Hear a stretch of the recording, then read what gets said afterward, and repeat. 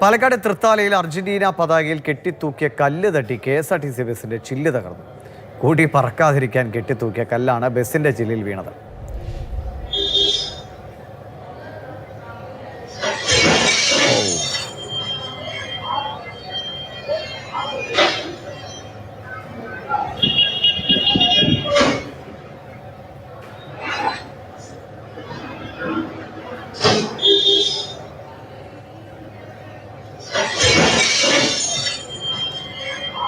Google VS വിവരങ്ങളുമായിട്ട് Google ഇത്രയ്ക്ക് ധാരണയില്ലാത്ത ആരാധകരാണോ അർജന്റീനയുടെ? ഒരു ബസ് പോകുന്ന വഴിയിലാണോ ഇമാതിരി പണി?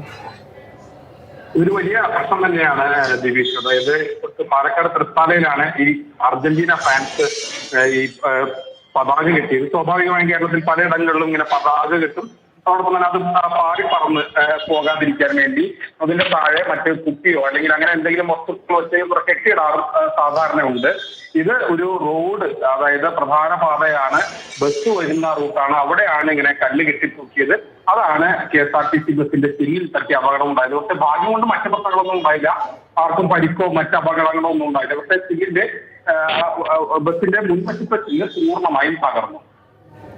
ശരി ശരി, വല്ലാത്ത ചതിയായി പോയി KSRTCയോട് അർജന്റീന ആരാധകർ ചെയ്തത്. പതാക പറക്കാതിരിക്കാൻ കെട്ടിത്തൂക്കിയ കല്ല് KSRTCയുടെ ചില്ല് തകർത്തു.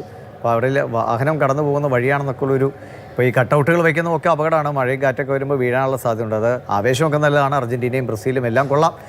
ഫുട്ബോൾ കളി കാണാനും രസമാണ്. പക്ഷേ ആളുകൾക്ക് അപകടമുണ്ടാക്കുന്ന ആഘോഷങ്ങൾ അല്ലെങ്കിൽ ഇത്തരം ആർഭാടങ്ങൾ നടത്താതിരിക്കുക.